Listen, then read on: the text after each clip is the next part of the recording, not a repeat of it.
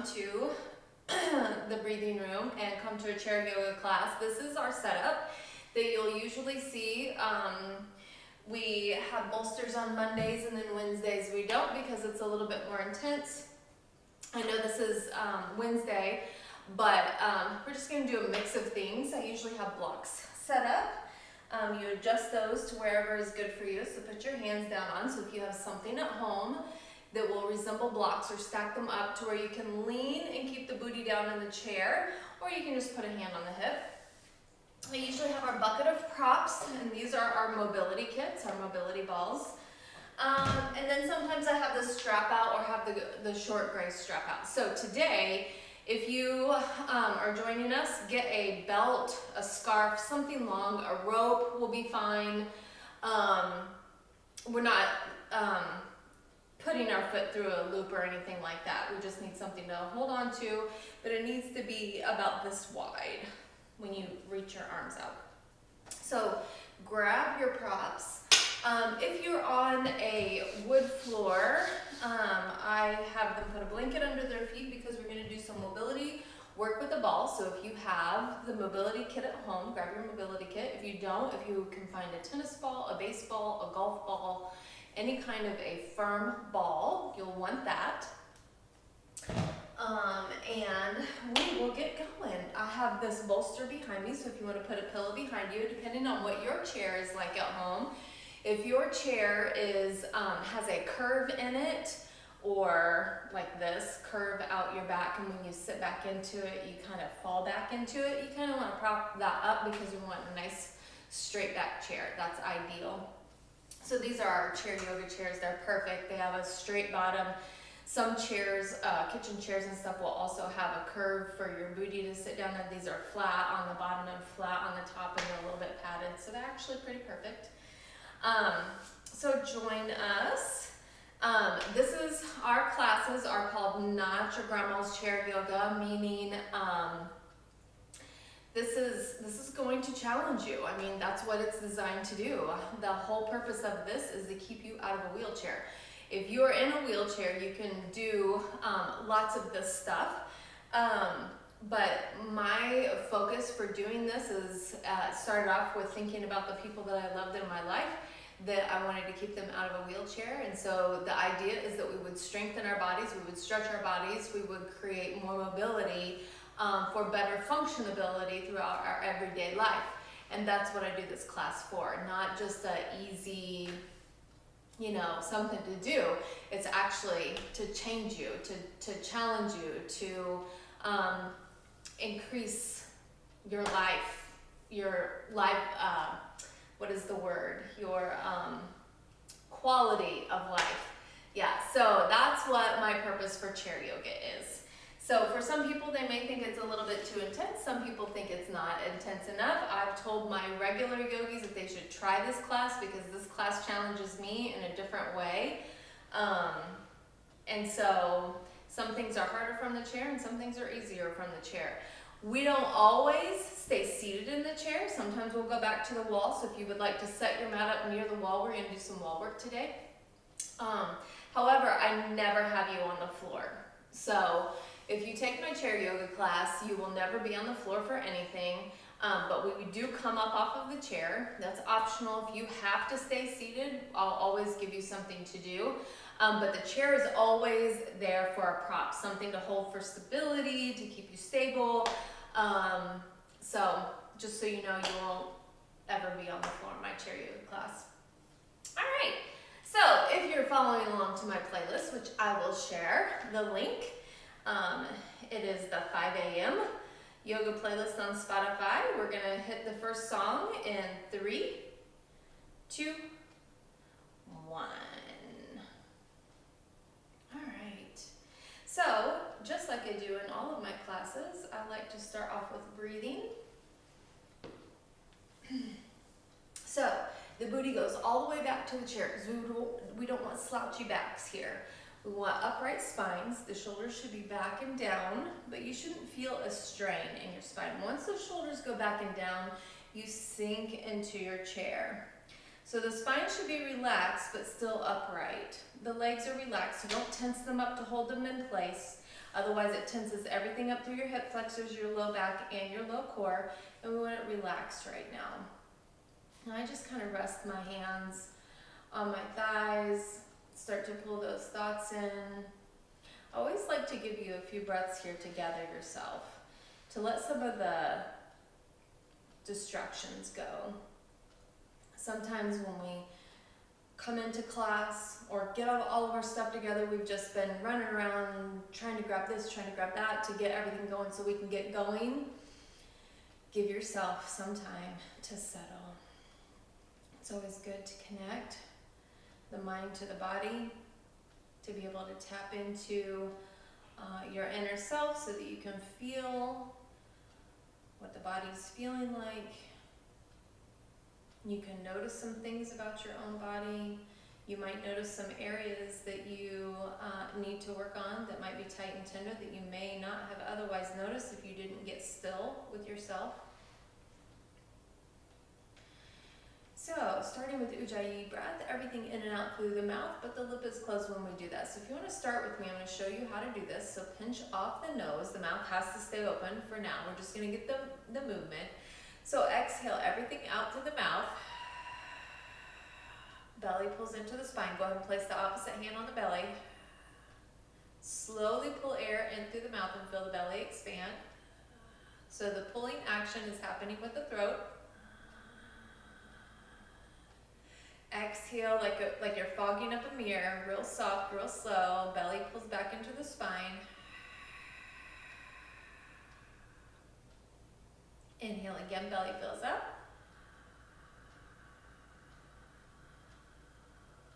And exhale again. Start your inhale. Let go of the nose. Close the lips. Keep breathing in. Belly gets big. Pulling with the throat muscles. Keep the lips closed. Exhale, push the breath to the back of the teeth. The belly pulls back into the spine. Kind of sounds like Darth Vader. Inhale again, let the belly get big. Expanding the ribs. Exhale, closing the ribs. Belly pulls back in. Inhale, fill the belly up. Ribs up into the chest. Exhale, chest, the belly stays big. Closing in the ribs. Closing in the belly. One more breath just like that. Belly, ribs, chest. Inhale.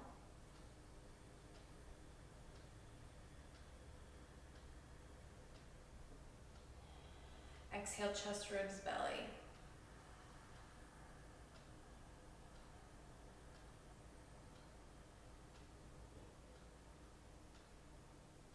And finish off that exhale. All right, so whatever prop you have to the side, or if you don't, you're just going to place the hand on the hip. So place your right hand on your hip or on the block. You want to make sure the booty stays in the chair. So whatever you're doing, you don't want to lift that left cheek. So reaching down, inhaling left arm up, exhale up and over. So this is what it's going to look like if you have a block or a stack of books there or something to prop yourself up there. Otherwise, you're going to have the hand on the hip and you're going to reach up and over. So the gaze is going to be up toward the elbow. The reason why we cast the gaze up is it helps to keep the chest open. When we start to look down, we tend to close the chest and we want to open up. Exhale, reach a little bit longer. Feel the extension from the hip up through the ribs. Keep pushing that booty down into the chair. And then exhale, lengthen a little bit more. Inhale that right arm up and exhale over to the left side. Adjust this block or whatever you have over here or hand on the hip. Keeping both butt cheeks in the chair and chest stays open so your gaze is up toward the eye of the elbow right here. Exhale, reach a little bit longer, extend through that side body.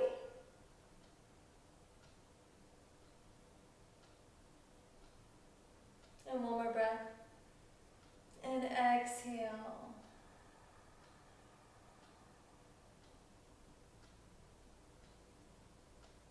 And inhale up and exhale. We're gonna twist to the right, left hand to the right leg, and then you can, I don't know what your chair is like, but there's enough space for us to drop our arm over the back of the chair. If your chair is way high and you're doing this, then just grab the bottom of the chair or the opposite side of the chair, but keep the chest lifted up nice and tall.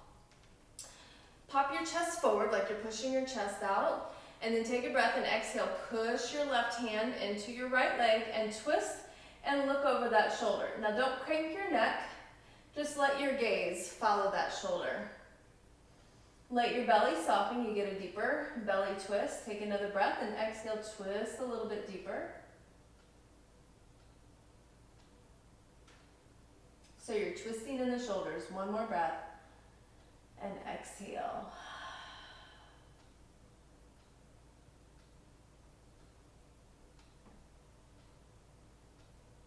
And release. It's a really nice twist. Left arm up over the back of the chair or at the base of the chair or the opposite side of the back of the chair. Whichever mobility you have and you want to do, remember to push the chest forward first. You want to feel your back nice and straight, like a straight board. We don't want to hunch and twist. We want to twist with a nice straight back. Right hand to that left thigh, lift it up nice and tall and exhale. You can even kind of squeeze that chair with your arm, and that will help pull those shoulders around. The gaze is just following the shoulders. You're not leading with your gaze. Take another breath. And exhale, twist a little deeper. And one more breath.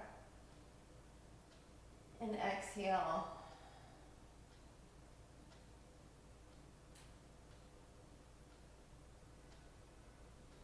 And release.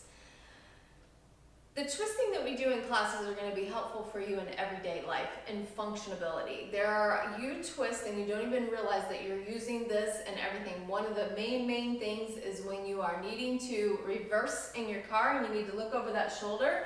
Notice how easy or how hard it is for you to look over that shoulder. Once you start to loosen the body up, that will happen without as much trouble. So we're going to work out the feet. I like to do a little bit of mobility work in my class. So in my mobility kits, I have what's called a peanut, which is a double ball. I have 2 smooth balls, and I have a prickly ball. And so a lot of people like to use the prickly ball because it really works up into the fascia in the bottom of the foot. I only use the prickly ball for the feet and the hands on myself. Some people like to use them on other parts of the body, but I don't. So this one's really great for the bottom of the feet, but so is just a regular smooth ball, which is the one I'm going to choose to use today. So we're going to start with that left foot. So this is where the blanket comes in handy. If you're on carpet, you're fine. But if you're on a slick floor, sometimes these balls just want to shoot across the room. So I just have this bolster. You can use a pillow or nothing. It doesn't really matter. Just to rest my upper body. So I don't want to pull in tension as I'm working out the lower part of the body. So I'm going to work the inside. So I kind of turn myself a little sideways on the chair. Adjust that out where I want. And I start working the inner arch of my foot. So after we get done with one foot, we're going to stand and you're going to feel the difference between your 2 feet and how much of a difference this makes and how amazing it is. I mean, we all love a good foot massage, right? So this is essentially doing the same thing to yourself. We're releasing the tension in the muscles of the feet. Tension in the feet translates all the way up to the shoulders. So if those feet are tense, you're going to have some tension in your shoulders likely. So it's important to do this mobility work. This has been a huge game changer in our practice here at the studio. I've had a lot of resistant people, but they're slowly coming along because they're noticing how much of a difference all this mobility work that we do makes in their practice. So when working fascia, which is what we're doing here when we use this mobility stuff, A fascia has nerve endings, and so when you run across a spot that you're not feeling very much, then it's probably just a healthier spot. Not every part of your body is going to be intense or be uncomfortable. Let's move it to the outside edge of the foot. But we want to focus mostly on the tender parts. The tender parts means that that is an area that needs some attention. It needs to be worked out. On the feet, there's not really lactic acid buildup in there. It's just working the fascia loose. Lactic acid, or working the fascia into a healthier place. Lactic acid ends up being knots in your tissue, and as toxin buildup in that area, it slows the blood flow to the area of the body. That's why our mobility classes are super important and healthy for your body. Compressing right behind that heel, or right in front of that heel. So compression just means applying pressure. So I just place that right above my heel and just kind of add some pressure.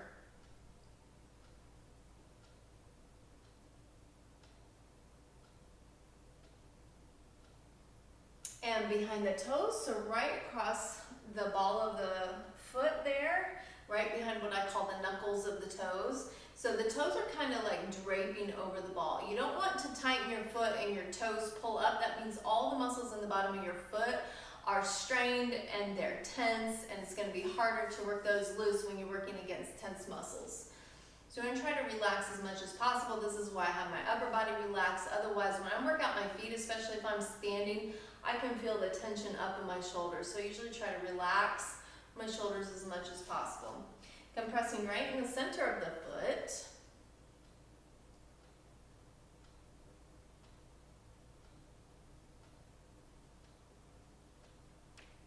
And rolling out the whole bottom of the foot. Now as you roll over the bottom of the foot, you're going to find some areas are a little more tender than others. We want to work out those tender areas mostly.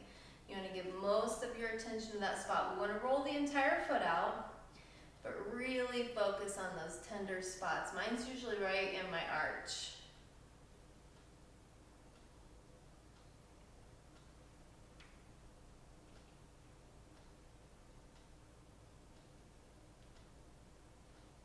All the way from the front to the back of the foot.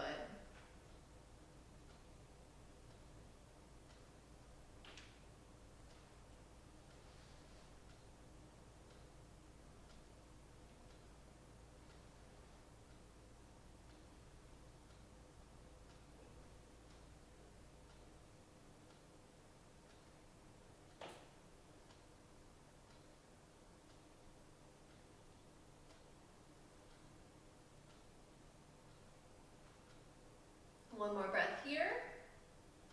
And then I'm going to have you stand on both feet so you can feel the difference. You should feel a major difference in the foot. The foot you just worked out should feel flatter. You should feel more stability in that foot. You probably feel like the arch is a little bit higher on the foot you haven't worked out yet. This is going to give you more stability in your posture. Let's switch feet. So we all want to be stable. We work balance in yoga. We work balance in chair yoga as well. We want stability. We want to stay on both of our feet. So all of the stuff that we do in here helps to make that happen for you. So all the core work that we do helps to strengthen your back, to keep your back upright, to keep that posture nice and straight so that you're not hunching over. The stability work that we do through the feet, the mobility work we do through the feet is going to help to keep you a little bit more stable and balanced through your feet. There's a lot of things that can throw off balance in the body. Your spine might be twisted. Your hips may be out of alignment and misplaced, and that would make one leg a little bit higher than the other leg. There's a lot of things that can be going on in your body that can throw off your balance. Some people have like Meniere's or vertigo, that can throw off your balance. Balance is something that needs to be practiced. I don't know if I told you to work the outside edge of the foot yet or not. I get to talking.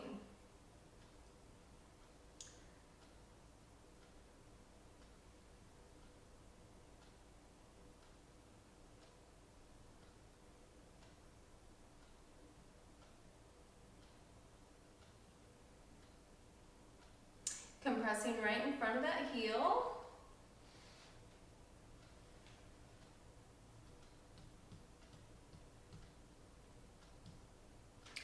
So I can't remember how many months that we've been doing chair yoga here at the studio. We might be approaching close to a year. Compressed behind the toes, maybe 9 months, something like that.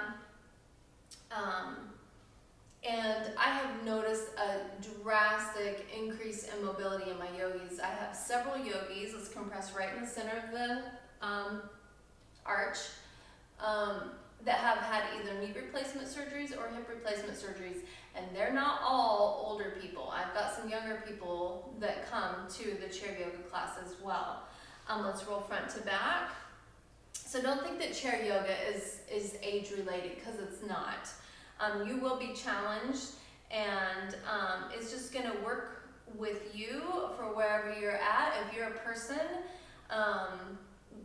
there was somebody interested at one point, they were in a car wreck and they needed some physical exercise and couldn't get up and down off of the floor. This would have been perfect for them. They were in their 20s. I have a young gal who had, I think it was hip maybe something with the knee, I can't remember. And she comes to our classes. I just have people of all different ages that come to the class, but I have several people who have had either knee or hip replacement surgeries. And I have seen a major increase in the mobility of their knees, their range of motion through their hips, the way that their body's able to twist. They're starting to strengthen their legs, because in our chair yoga class, moving all the way up and back through the foot,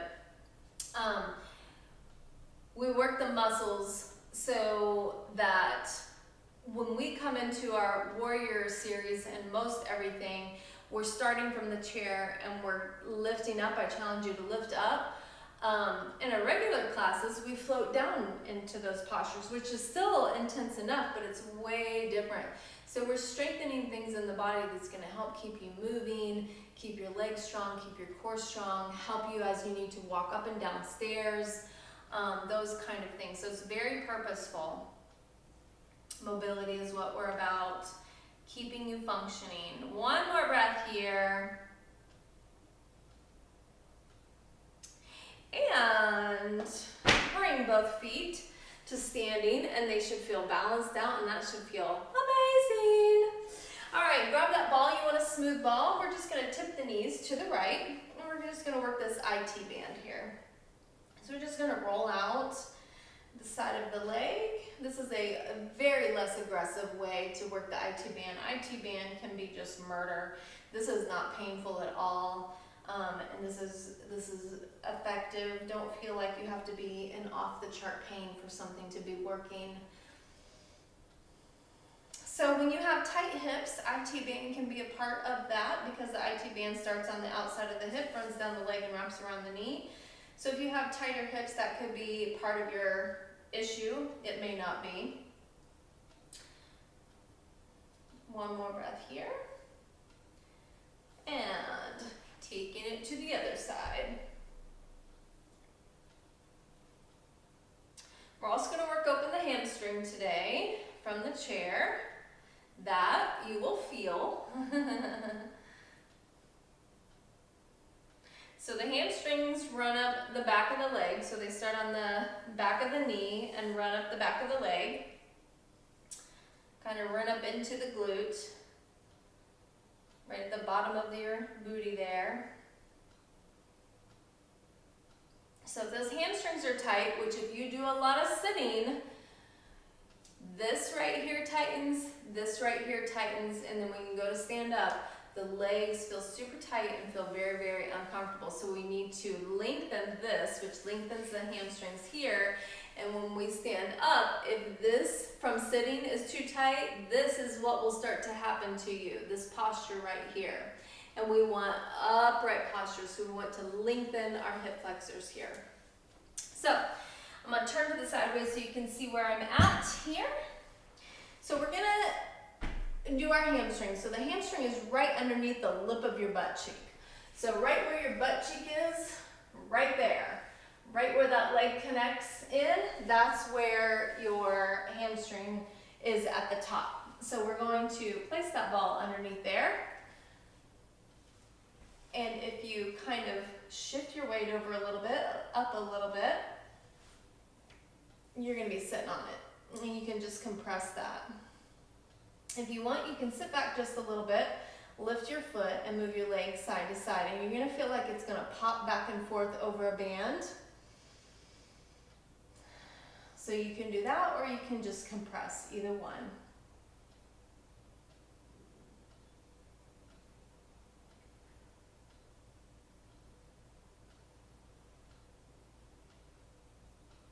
Turn to the front, so since I'm doing that, you can see what I'm doing here. I'm just moving the knee side to side.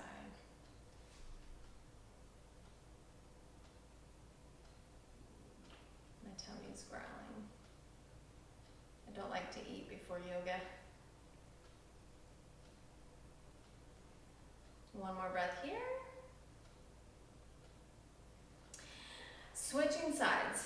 So place it underneath that hamstring and either lean forward and compress, or sit back on the booty and shear that leg side to side.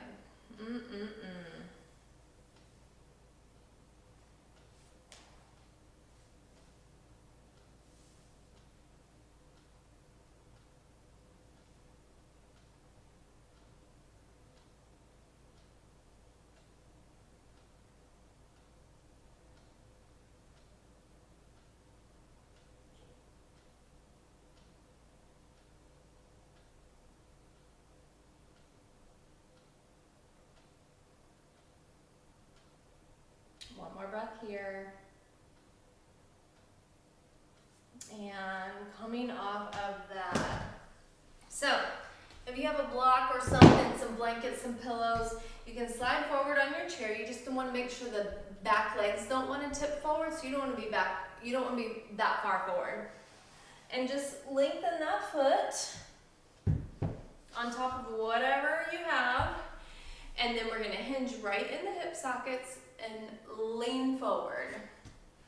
So what that looks like from the side is this, hinging right in the hip sockets. So we don't round out like this and lean like this. You see how my belly's hollowed out? We, nice straight back, hinge right where your hip socket is and pull the chest forward so your back stays flat.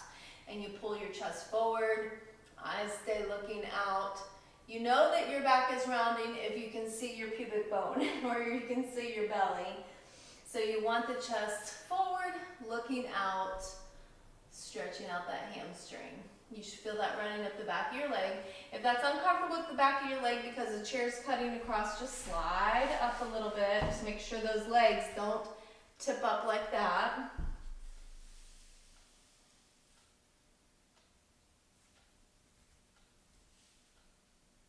One more breath here.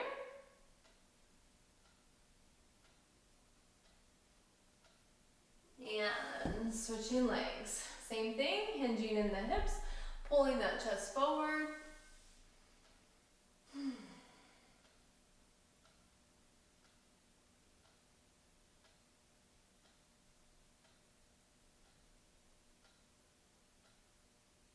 One more breath. Exhale, sink into it.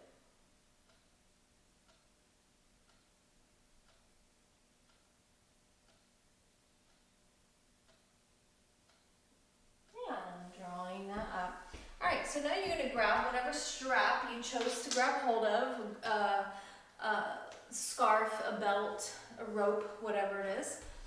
We're going to work, so you're going to sit kind of middle of the chair. Rarely do we have the booty all the way back to the back of the chair unless we're doing Shavasana or breathing.